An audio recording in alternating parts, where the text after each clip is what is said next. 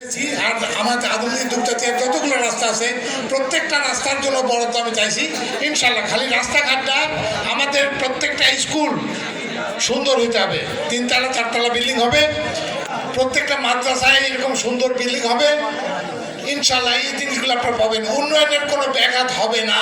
দীর্ঘদিন আমরা উন্নয়ন বঞ্চিত ছিলাম, ইনশাল্লাহ উন্নয়ন হবে।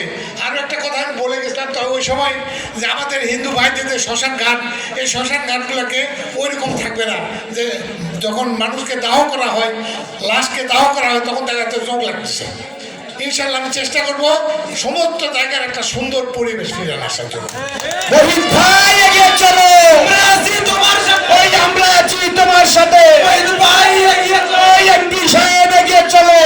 আছি তোমার সাথে, শেরপুরের পক্ষ থেকে।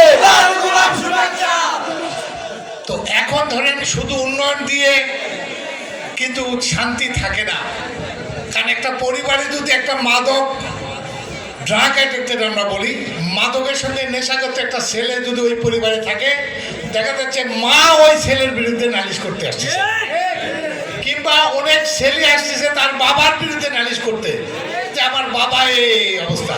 অর্থাৎ মাদক যেখানে থাকলে উন্নয়ন থাকবে, উন্নয়ন হবে, শিক্ষার উন্নয়ন হবে, স্বাস্থ্যের উন্নয়ন হবে, ইনশাআল্লাহ সবই হবে, কিন্তু মাদক থাকলে আমাদের কিন্তু শান্তি থাকবে না।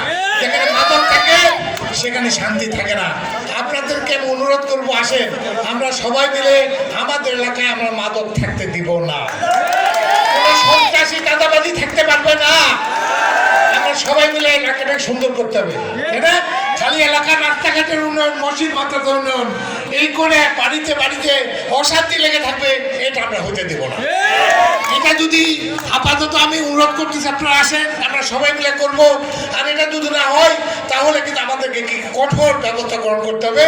মাদকের কোনো সুপারিশ কিন্তু আমি কারোর কাছে শুনবো না, মাদকের কোনো সুপারিশ আমি রাখতে পারবো না, ঠিক আছে ভাই? এবং আগামী দিনে যখন সংসদে যাব, কারণ মাদকের সমস্যাটা কি, মাদকের যে আইন আমাদের দেশে আছে এটাকে আরেকটু শক্ত করতে হবে। আমি চেষ্টা করব শক্ত করার জন্য। পাশাপাশি মাদকের সঙ্গে টাকা জড়িত থাকে, যার কারণে এরা সহজে পার পেয়ে যায়, ঠিক কিনা? ঠিক না? তাই আগামী দিনে টাকা দিয়ে অন্যায় কোনো কাজ আমার এলাকায় চাঁদাবাদি বা এই মাদক ব্যবহার করতে পারবে না, এই নিশ্চয়তা আমি দিয়ে যাচ্ছি, ঠিক আছে? এই হলো কথা।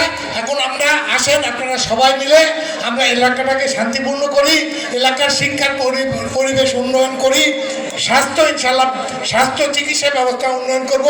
যেমন হসপিটালে গেলে চিকিৎসা ব্যবস্থা অনেক দুর্বল হয়ে গেছে, মানে এটা একটা অভ্যাসে পরিণত হয়েছে। কোনো হসপিটাল ভালো চিকিৎসা দিতে চায় না, এটা আস্তে আস্তে আমরা ঠিক করে ফেলবো, তাদেরকে চিকিৎসা দিতেই হবে, ঠিক আছে? এবং এলাকার যে রাস্তাঘাটে উন্নয়ন ইনশাল্লাহ ছেড়ে যান, ইনশাল্লাহ রাস্তাঘাট, স্কুল কলেজ মাদ্রাসা মসজিদ মন্দির ইনশাল্লাহ প্রত্যেকটা উন্নয়ন ইনশাল্লাহ আপনারা পাবেন। তবে সবাইকে এলাকায় শান্তি শৃঙ্খলা বজায় রাখার জন্য, ফিরিয়ে নিয়ে আসার জন্য ঐক্যবদ্ধভাবে আমরা কিন্তু আগামী দিনে যে কথাটা বললো, প্রত্যেকটা নির্বাচন আপনাদেরকে কিন্তু আপনার এই কি বলে শান্তির পক্ষে যারা প্রার্থী হবে তাদেরকে আমরা নির্বাচিত করব, ঠিক আছে? এই বলে আসেন আমরা সবাই মিলে একটা সুন্দর পরিবেশ, সুন্দর জায়গা তৈরি করি, বিশেষ করে প্রতিটা সংসারে যেন শান্তি ফিরিয়ে নিয়ে আসতে পারি। এই আহ্বান জানিয়ে আজকে আপনারা আমাদেরকে সম্বর্ধনার জন্য নিয়ে আসছেন, এই দুনিয়ার ফুলের মালা দিলেন সবাইকে, বিশেষ করে শহীদ জিয়া স্মৃতি সংঘের যে সদস্যবৃন্দ, সভাপতি, কমিটিবৃন্দ যারা সদস্য আছেন সবাইকে আমি আমার পক্ষ থেকে বা বিএনপির পক্ষ থেকে ধন্যবাদ কৃতজ্ঞতা জানিয়ে শেষ করতে চাই। খোদা হাফেজ, বাংলাদেশ জিন্দাবাদ, শহীদ অমর হোক, দেশের খালেদা জিয়া অমর হোক, আমাদের তারেক রহমান জিন্দাবাদ। আসসালামু আলাইকুম। ধন্যবাদ। আজকের অনুষ্ঠানের মধ্যমণি